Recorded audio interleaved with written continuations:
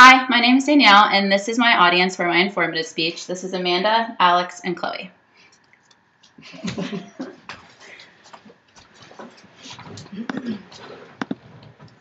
Imagine yourself along a path running side by an individual, and as you veer a corner, your pace begins to pick up. Your pace increases so much that you start passing the people next to you. The only thing that you see in front of you is a finish line with observers cheering you on.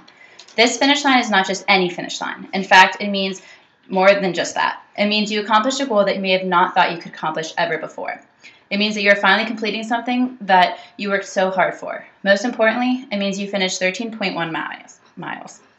By running a half marathon, you gain many benefits that are so rewarding. You not only get in the best shape of your life, but you gain the confidence to take on the difficult obstacles that you may overcome in your life.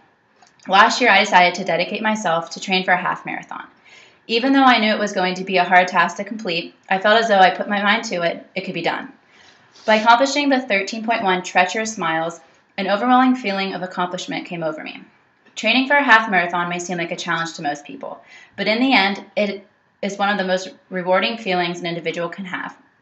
I will begin by describing the running guide that one should take when starting to train. I will then talk about the eating healthy is an important role when it comes to training. And lastly, I will explain how both your mental and physical health is impacted in a positive way. Having the ability to complete a half marathon will be an obstacle that is extremely rewarding in the end. To begin a half marathon, one must follow a set running schedule. When I first started training for a half marathon, I didn't know where to even begin. But luckily, with the help from a friend who was an active marathon runner, I was able to begin the long and treacherous journey. According to Hal Higdon, in a 2011 post on his website, he posted a 12-week running guide, and that an individual can start week 1 with 4 days of running, 2 days of stretching and strengthening, as well as a cross-training day. So on Monday would be my stretch and strengthening days, which means I would lift weights and I would do yoga or Pilates.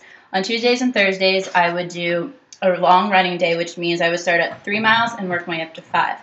On Wednesdays, I would do a 3-mile run, or I would do a 30-minute cross-training, which means I would ride a bike. On Friday, I would give a rest day. On Saturdays, I would do a 30-minute cross-training, and it would get up to 60 minutes. And then on Sunday would be my long days, in which I would start at 4 miles, and every week I would up a mile. As the weeks progressed and I reached week 12, I finally was able to run 10 miles without any trouble. In fact, by the time I hit 7 miles, it felt like I could run forever.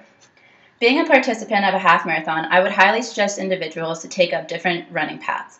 When I did my half marathon, I only ran and trained on a flat ground, but when it came to race day, it was 95% hills. So it's very important to add hills to your running guide. When training for a half marathon, it is important to be self-disciplined and to make sure that you keep on track with everything. Keeping up with your running routine may be one of the most important characteristics in completing a half marathon, but being able to maintain a healthy diet is also essential. The first thing I say to individuals who want to begin to train is to eat carbs. Carbs will provide all the fuel you'll need to run the 13.1 miles. Some good sources of carbs would be potatoes, wheat bread, spaghetti, bagels, and even brown rice. It's especially important to eat carbs the night before your race. Before your run, it is highly suggested to have a light snack. I used to eat yogurt, fruits, or even protein bars. As most people know, protein has an important role when it comes to your workout regimen. The Marathon Rookie website stated in 2012 that 10% of your calories should come from protein. Some good protein includes beans, eggs, fish, and even chicken.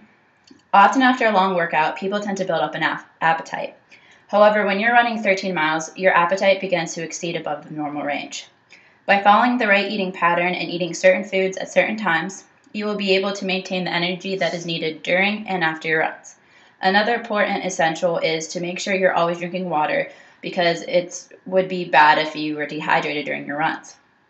Running half marathon in general will shape you into a well-rounded individual. Running will make you feel better as a person, both mentally and physically. Being able to run a half marathon will make you feel as though you have accomplished one of the biggest goals in your life. After partaking in a half marathon last year, I could instantly see a change in my self-confidence and self-esteem. According to Jackie Katanach, who is a blog writer for Active.com, which was updated in 2012, said by setting and achieving goals, you can help give yourself a greater sense of empowerment that will leave you feeling much happier in the end. Training for a half requires a lot of motivation. For me, it was spring break. I wanted to lose a few pounds before the week-long vacation at a beach, and well, let's face it, running makes you skinny. Jackie also stated in 2012 that running can raise your levels of good cholesterol while also helping you increase your lung function and use. It can also increase your immune system and decrease the chance of getting a blood clot. And I can honestly say that when I was training, it was the first time in years that I didn't get sick during the wintertime. By following these guidelines, your 12-week training guide will not only be easier, but will also leave you looking forward to an amazing accomplishment.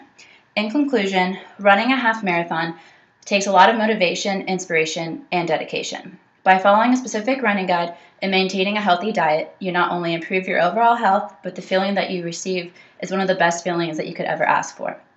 Training for a half marathon may seem like a challenge for most people, but in the end, it is one of the most rewarding feelings any individual can have.